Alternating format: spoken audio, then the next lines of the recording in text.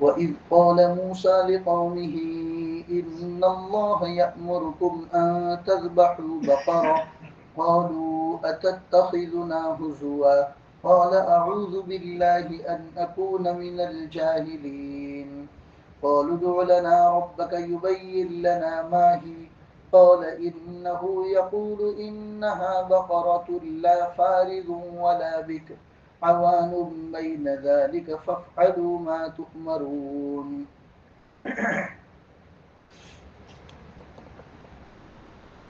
میرے محترم دینی بھائیو،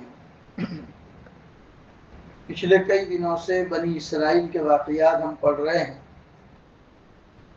کہ کس طریقے سے بنی اسرائیل پر اللہ تبارک و تعالیٰ کی نعمتوں کی بارش رہی اور اللہ نے ان کو کن کن نعمتوں سے نوازا، لیکن اس کے باوجود بنی اسرائیل اللہ کی ان نعمتوں کو استعمال کر کے ناشکری کرتے رہے اور اللہ کی نافرمانی کرتے رہے۔ کئی واقعات ہم نے پڑھے۔ ابھی قرآن کریم کی جو آیت میں نے پڑھی اس میں اللہ ارشاد فرماتے ہیں، جب موسیٰ علیہ السلام نے اپنی قوم سے کہا ان اللہ یأمرکم ان تذبحوا بقرہ، یہ کہ اللہ تمہیں حکم دیتا ہے کہ تم ایک گائے ذبح کرو، قولوا، تو انہوں نے کہا اتتخذنا ہزوا، کیا آپ ہمارے ساتھ مذاق کر رہے ہیں؟ تو حضرت موسیٰ فرماتے ہیں اعوذ باللہ ان نکون من الجاہلین، میں اللہ کی پناہ مانگتا ہوں ایسی کوئی حرکت کرنے سے کہ جس سے میں جاہلوں میں سے بن جاؤں، نادانوں میں سے بن جاؤں۔ اللہ نے ان کو گائے ذبح کرنے کا حکم کیوں دیا؟ ایک لمبا واقعہ ہے کہ بنی اسرائیل یعنی حضرت موسیٰ علیہ السلام کے زمانے میں ایک قصہ پیش آیا تھا۔ اس قصے کو اللہ تبارک و تعالیٰ یہاں پر اشارتاً بیان کر رہے ہیں۔ قصہ یہ پیش آیا تھا کہ ایک آدمی ایسا تھا کہ اس کی وراثت میں، وارثداروں میں اس کی ایک بچی تھی اور ایک بھتیجا تھا، اور اللہ نے بڑی نعمتوں سے اس کو نوازا۔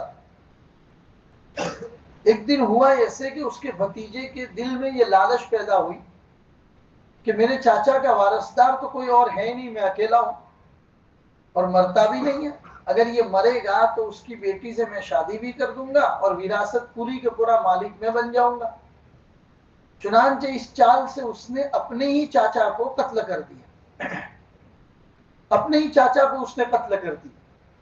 قتل کرنے کے بعد اس نے لاش اٹھا کر کسی سڑک کے اوپر ڈال دی اور الٹا حضرت موسیٰ علیہ السلام سے جا کر کہنے لگا کہ دیکھیے میرے چاچا کو کسی نے قتل کر دیا، آپ اللہ کے نبی ہیں، آپ معلوم کیجئے کہ کس نے میرے چاچا کو قتل کیا۔ حضرت موسیٰ علیہ السلام نے کئی لوگوں کو پوچھا لیکن کوئی بتایا ہی نہیں۔ تب کہا کہ ٹھیک ہے میں اللہ تبارک و تعالیٰ سے پوچھ کے بتاتا ہوں۔ حضرت موسیٰ علیہ السلام نے اللہ سے گزارش کی کہ اللہ ایک آدمی کا ناحق قتل ہوا ہے، قاتل کا پتہ نہیں ہے، اس کے گھر والے مجھ سے مطالبہ کرتے ہیں کہ میں معلوم کروں کہ قاتل کون ہے، اے اللہ آپ ہی بتا دیجئے۔ تب اللہ نے یہ حکم دیا تھا ان اللہ یأمرکم ان تذبحوا بقرہ، یہ کہ تم کوئی ایک گائے ذبح کرو، اور گائے کو ذبح کرنے کے بعد اس گائے کا کوئی بھی بدن کا گوشت اٹھا کر مرنے والے کے بدن سے ٹچ کر دینا اللہ کا معجزہ ہوگا، نبی کا یہ معجزہ ہوگا کہ وہ آدمی تھوڑی دیر کے لیے زندہ ہوگا اور خود اپنے قاتل کا نام بتا دے گا۔ یہ اللہ نے حضرت موسیٰ علیہ السلام کو معجزہ عطا فرمایا۔ اب یہاں پر بات یہ ہے کہ اللہ نے ان کو یوں کہا کہ گائے ذبح کر۔ اب بنی اسرائیل کا کام کیا تھا بھائی؟ کوئی بھی گائے پکڑتے، اس کو ذبح کر دیتے اور اس کے گوشت کو مرنے والے آدمی کے ساتھ ٹچ کر دیتے، وہ آدمی تھوڑی دیر میں زندہ ہو جاتا اور اپنے مرنے والے کا نام بتا دیتا۔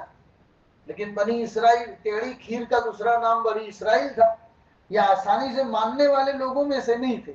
وہ ہمیشہ اللہ کے نبی کو کس طریقے سے ستایا جائے، اچھے لوگ بھی تھے، ایسا نہیں کہ اچھے لوگ بھی نہیں تھے، اچھے لوگ بھی تھے، لیکن زیادہ تر تعداد بنی اسرائیل میں ایسے لوگوں کی پائی جاتی تھی جو نبی کے پریشان کرنے کی کوشش میں لگے رہتے تھے اور اللہ کا حکم فوراً مانتے نہیں تھے جب تک کہ ان کو ڈنڈے نہ پڑے، جب تک کہ ان کو کوئی سزا نہ ہو تب تک فوراً اللہ کا حکم مانتے نہیں۔ اب یہ حکم دیکھ لیجیے، اللہ نے کہا تھا گائے ذبح کرو، مرنے والے کے ساتھ اس کا گوشت تک ٹچ کر دینا، وہ تھوڑی دیر کے لیے زندہ ہو جائے گا اور اپنے مارنے والے کا نام بتا دے گا۔ لیکن انہوں نے کیا کیا، اللہ نے پورے سورہ بقرہ کے 8ویں رکوع کے اندر پورا ان کا قصہ بیان کیا۔ کیا کہہ رہے سنیے آپ، قول ادع لنا ربک یبین لنا ما ہی، اے موسیٰ جائیے اپنے اللہ سے پوچھ کر آئیے کہ گائے جو اللہ نے کہا ہے وہ گائے کیسی ہونی چاہیے، اس گائے کی کچھ کیفیت بیان کرو، جاؤ اللہ سے پوچھ کر آئیے۔ حضرت موسیٰ علیہ السلام نے اللہ سے پوچھا تو اللہ نے بتایا انہ یقول انہا بقرۃ لا فارض ولا بکر عوان بین ذالک۔ حضرت موسیٰ نے کہا بھئی اللہ فرماتے ہیں ایسی گائے ہونی چاہیے کہ جو بالکل بڑھیا نہ ہو اور بالکل بچہ بھی نہیں ہونا چاہیے، عوان بین ذالک بلکہ درمیان نوجوان عمر کی گائے ہونی چاہیے۔ اب یہ سمپل بات تھی، اللہ نے کہہ دیا کہ زیادہ بوڑھی نہیں ہونی چاہیے، چھوٹا بچہ نہیں ہونا چاہیے، جوان عمر کی گائے ہونی چاہیے۔ اب بنی اسرائیل کا کام کیا ہوتا تھا بھائی کہ بنی اسرائیل اس گائے کو ذبح کر دیتے، بس اتنا ان کا کام تھا۔ حضرت موسیٰ نے آ کے بتایا تو الٹا اور سوال کر رہے، کیا کہہ رہے، قول ادع لنا ربک یبین لنا ما لونھا، اے موسیٰ جائیے اللہ سے پوچھ کر آئیے کہ اس گائے کا کلر کیسا ہونا چاہیے، اس کا رنگ کیسا ہونا چاہیے، یہ اللہ سے پوچھ کے آئیے۔ حضرت موسیٰ علیہ السلام نے پوچھا، تب اللہ تبارک و تعالیٰ نے فرمایا انہو یقول انہا بقرۃ صفراء فاقع لونھا تسر الناظرین۔ یہ اللہ نے رنگ کی کیفیت بیان کی کہ نبی ان کے کہہ دیجئے کہ ایسی گائے ہونی چاہیے جو پیلے کلر کی ہو، اور پیلا کلر بھی کون سا، جو چمکیلا ہو۔ اب اللہ تبارک و تعالیٰ فرماتے ہیں نا کہ تب پوچھ رہے ہو تو اب ہم تمہیں بتاتے، جب اپنے اپنے پیروں پہ کلہاڑی مار رہے ہو تو اب ہم تمہیں بتائیں گے۔ اللہ نے پیلا کلر کہا لیکن پیلے کی کیفیت بھی بیان کر دی، صفراء فاقع، اور چمکدار ہونا چاہیے، لونھا فاقع لونھا تسر الناظرین، دیکھنے والے کو خوبصورت نظر آنی چاہیے، دیکھتے ہی وہ گائے تمہاری آنکھوں کے اندر بیٹھ جائے اور پسند آ جائے، ایسی خوبصورت رنگ والی، پیلا کلر وہ بھی چمکیلا، وہ ہونا چاہیے، جائیں کہہ دیجیے۔ حضرت موسیٰ نے آگے کہا کہ بھائی اللہ نے پیلے کلر کی چمکیلی گائے کہی ہے، اس کو ذبح کرو۔ تو کہتے ہیں کہ پیلے کلر کی تو بہت ساری گائے پائی جاتی ہے، جوان گائے بھی بہت پائی جاتی ہے، نہیں، آپ اللہ سے دوبارہ جائیے اللہ کے پاس، قول ادع لنا ربک یبین لنا ما ہی، اللہ کو کہیے کہ پیلے گائے کی کچھ اور کیفیت بیان کرو، ہم اور کچھ جاننا چاہتے ہیں۔ یہ تیسری مرتبہ۔ اب کی مرتبہ البتہ انہوں نے ایک جملہ استعمال کیا، ان البقر تشابہ علینا، کنفیوژن آ گیا ہے ہم لوگوں کو گائے کو لے کر، کیونکہ پیلے کلر کی گائے اور جوان یہ تو ہر جگہ پر پائی جاتی ہے، یہ تو کوئی بڑی بات ہے نہیں۔ وَإِنَّا إِن شَاءَ اللَّهُ لَمُهْتَدُونَ، کہہ رہے کہ اب کی مرتبہ موسیٰ جا کر پوچھ کر آ جائیے، انشاءاللہ اللہ کی ذات سے امید ہے اب اللہ جو کہے گا وہ ہم ذبح کر دیں گے۔ یہ اچھا ہوا کہ اب کی مرتبہ انہوں نے انشاءاللہ کہہ دیا، اگر اب کی مرتبہ انشاءاللہ نہ کہتے تو اللہ تعالیٰ اور زیادہ گائے کی صفات بیان کرتا اور یہ لوگ اور زیادہ پریشان ہوتے، بس یہ انشاءاللہ کا فائدہ تھا۔ تو اسی لیے محمد رسول اللہ صلی اللہ علیہ وسلم کی تعلیمات میں ہمیں ہر کام جو آئندہ آپ کو کرنا ہے اس کے بارے میں انشاءاللہ کہنے کی تاکید کی گئی۔ آج کی رات کی تراویح میں بھی آپ پڑھیں گے سورہ کہف میں، وَلَا تَقُولَنَّ لِشَيْءٍ إِنِّي فَاعِلٌ ذَلِكَ غَدًا إِلَّا أَن يَشَاءَ اللَّهُ، کسی بھی کام کے بارے میں جب یہ کہو کہ میں آئندہ کل اس کو کر دوں گا تو انشاءاللہ کہا کرو۔ اللہ کے نبی نے انشاءاللہ نہیں کہا تھا تو اللہ نے 40 دن تک وحی کو روک دیا تھا۔ جب نبی کے ساتھ یہ معاملہ ہے تو ہماری تو کوئی ذکر ہی نہیں ہے میرے بھائی، اس لیے انشاءاللہ یعنی مطلب کیا ہے انشاءاللہ کا، اگر اللہ نے چاہا۔ یہ چھوٹا سا لفظ اپنے اندر بہت بڑا معنی رکھتا ہے میرے بھائی، اس لیے ہر کام میں انشاءاللہ کہنے کی عادت ہونی چاہیے۔ بنی اسرائیل نے کہا تو اب کی مرتبہ حضرت موسیٰ علیہ السلام اللہ کی طرف سے جو کیفیت بیان کر رہے ہیں وہ یہ ہے، قال انہو یقول، اللہ فرماتا ہے انہ بقرۃ لا ذلول تثیر الارض ولا تسقی الحرث، اے نبی ان کو جا کر کہہ دیجئے گائے کیسی ہونی چاہیے، پہلے کے اندر بیان کر دیا کہ جوان ہونی چاہیے، بوڑھی اور بچہ نہیں ہونا چاہیے، دوسری مرتبہ پوچھنے پر اللہ نے بتایا پیلے کلر کی ہونی چاہیے، وہ بھی چمکدار، دیکھنے والے کو خوبصورت نظر آنا چاہیے۔ تیسری مرتبہ پوچھنے پر اللہ نے فرمایا وہ گائے ایسی ہونی چاہیے جس نے زندگی میں کبھی کھیت میں کام نہ کیا ہو۔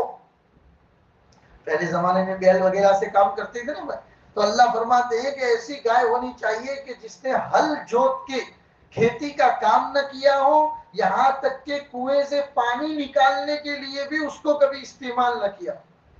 ایسی گائے ہونی چاہیے کہ جس کو آج تک کسی نے اپنے پرسنل کام میں استعمال ہی نہ کیا ہو۔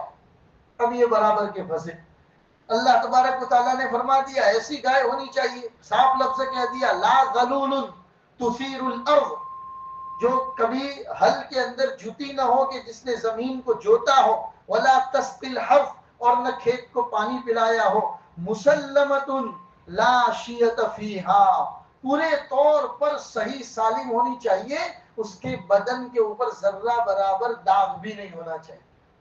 مسلمۃ لا شیۃ فیہا، ایسی صحیح سالم گائے چاہیے کہ جس کے بدن پر ذرہ برابر داغ نہیں ہونا چاہیے۔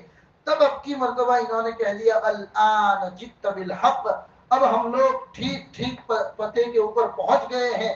فذبحوها وما كادوا يفعلون، اللہ نے آگے کا قصہ بیان نہیں کیا، اللہ نے یہاں پر اتنا کہہ دیا چنانچہ انہوں نے ذبح کر دیا۔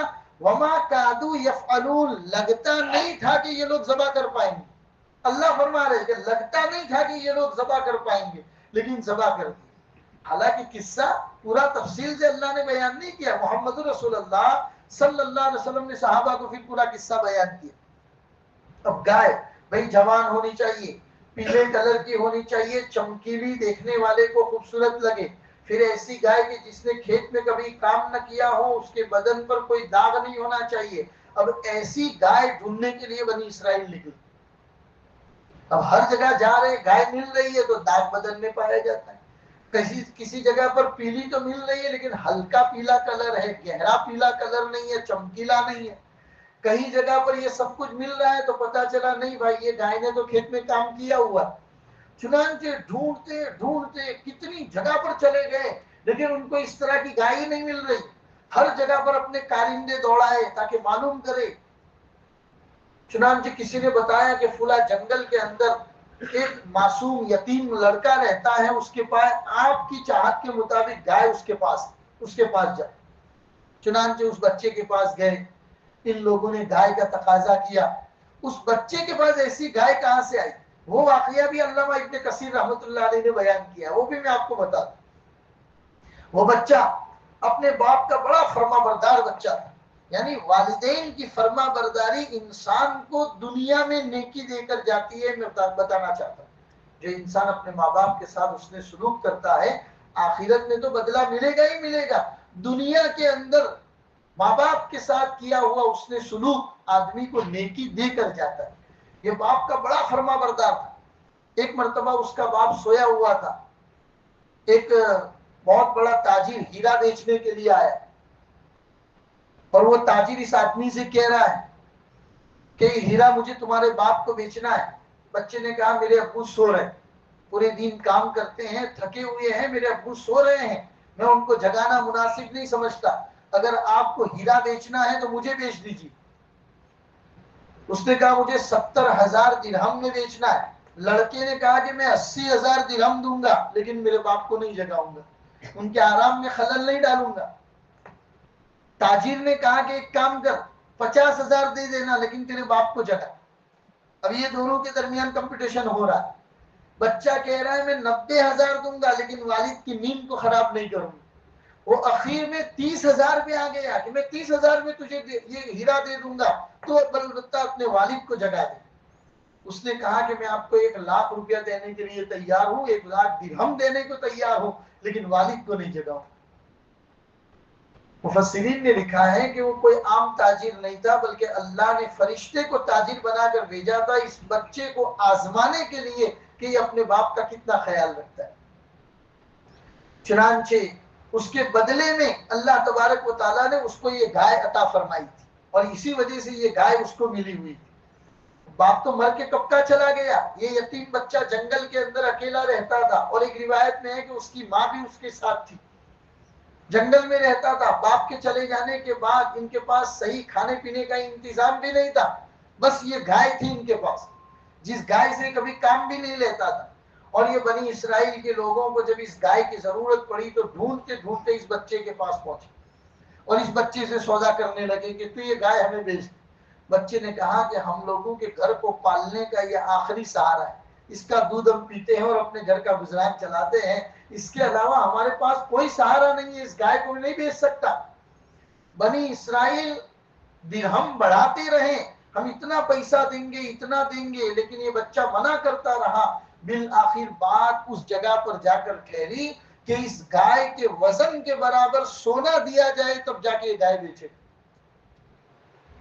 اب بنی اسرائیل جس کو ہم اپنی بھاشا میں کہتے ہیں نا پاکتے اگائی گئی، یہ والا معاملہ ہو گیا.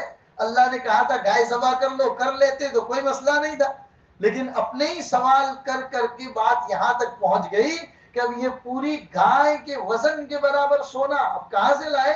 پورے بنی اسرائیل کے لوگوں کو جمع کیا، ہر ایک کا سونا جمع کیا، سب کو بغیر سونے کا کر دیا، اور آ کر وہ سونا گائے کے وزن کے برابر کر کے اس بچے کو دیا، تب جا کے اس نے گائے دی.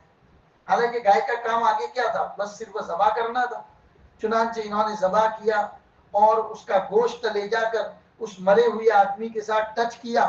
وہ آدمی تھوڑی دیر کے لیے زندہ ہو گیا اور اس نے زندہ ہو کر حضرت موسیٰ علیہ السلام کو بتایا کہ مجھے مارنے والا، مرڈر کرنے والا کوئی اور نہیں ہے، میرا بھتیجا ہی ہے جو شکایت کرنے آپ کے پاس آیا ہے.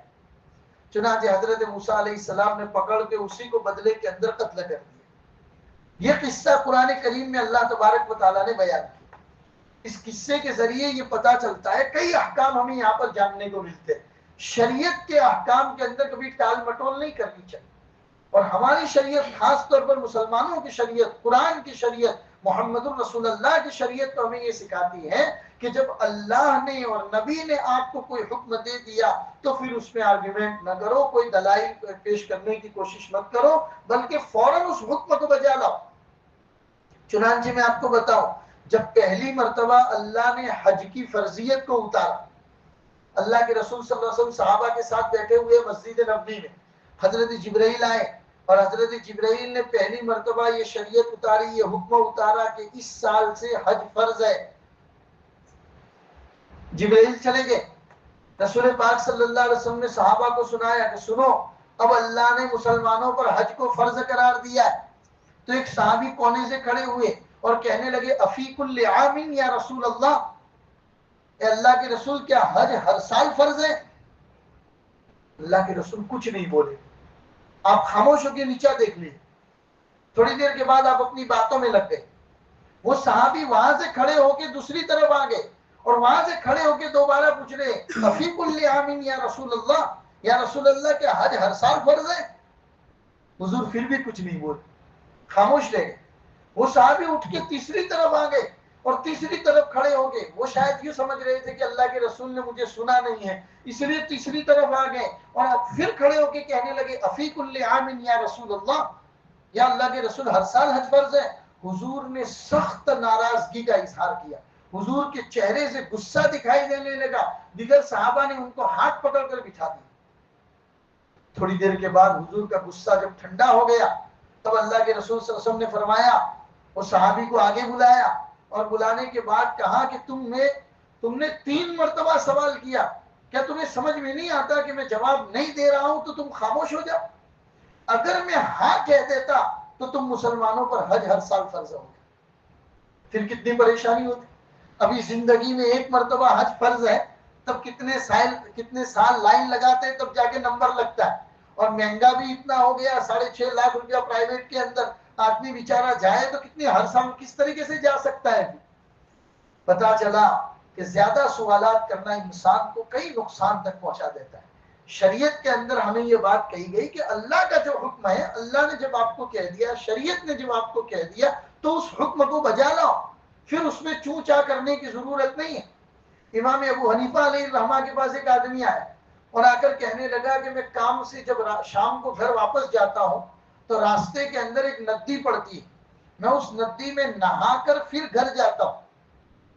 آپ سے مسئلہ پوچھنے کے لیے آیا ہوں کہ جب میں نہانے کے لیے ندی میں جاؤں تو میرا چہرہ قبلہ کی طرف ہونا چاہیے یا کس طرف ہونا چاہیے؟ امام ابو حنیفہ نے فرمایا کہ تمہارا چہرہ تمہارے کپڑے کی طرف ہونا چاہیے تاکہ کوئی لے کے بھاگ نہ جائے۔ فرمایا کیسے سوالات کرتے ہو تم لوگ؟ بھئی اللہ نے جب اس طرح کی کوئی بات تمہارے لیے اتاری نہیں۔ اب ایک جگہ کی میں مسئلہ آپ کو بات بتاتا ہوں، جگہ کا نام نہیں لے رہا ہوں کیونکہ آپ لوگ اس جگہ کو جانتے ہیں، اس لیے گاؤں والے قبرستان کے اندر میت کو غسل دینے کے لیے ایک جگہ بنا رہے تھے کہ میت کو غسل دینی ہے۔ بعض مرتبہ چھوٹے چھوٹے گھر ہوتے ہیں شہر کے اندر، انتظام نہیں ہوتا، تو قبرستان کے کونے کے اندر ہی ایک روم بنا دیا جائے، میت کو وہیں پر غسل دے دیا جائے تاکہ سہولت ہو جائے۔ اب اسی گاؤں کے نوجوانوں میں آپس میں لڑائی ہو گئی اس بات کو لے کر کہ بھئی غسل دینے کا جو پاٹلا، پتھر کا جو پاٹلا اپنے بنائیں گے اس کو کس طرف رکھے، ایسٹ اینڈ ویسٹ رکھے یا ساؤتھ اینڈ نارتھ رکھے؟ بھئی اس طریقے سے رکھے کہ اس طرف رکھے؟ دونوں آپس میں لڑ رہے۔ اللہ کے بندوں کو اتنی توفیق نہیں ہو رہی ہے کہ اپنے علاقے کے امام صاحب کو یا کسی مولانا کو پوچھ لے، ہر ایک آدمی مفتی بنا جا رہا اور آپس میں لڑے جا رہے۔ اسی علاقے میں ایک صاحب کے گھر کھانے کے لیے گیا ہوا تھا میں، مجھے ایک صاحب نے بتایا کہ مولانا ایسے اسی بات ہے، آپ ذرا چلیں گے تھوڑی دیر ہمارے لیے؟ میں نے کہا بالکل چلتے ہیں۔ میں گیا، میں نے کہا کیا بات ہے بھائی؟ کہا دیکھیے نا مولانا، لڑائی ہو گئی ہماری تو اس بات کے درمیان، اور لڑائی یعنی سخت ناراضگی۔ کچھ نوجوانوں نے تو یہاں تک کہہ دیا ہم جو تمہیں پیسوں وغیرہ سے ہیلپ کر رہے تھے نا اب نہیں کریں گے، دیکھنے بھی نہیں آئیں گے، تم اکیلے کام کرو۔ اتنی لڑائی ہو گئی۔ میں نے کہا سب کو بلاؤ، کیا بات ہے؟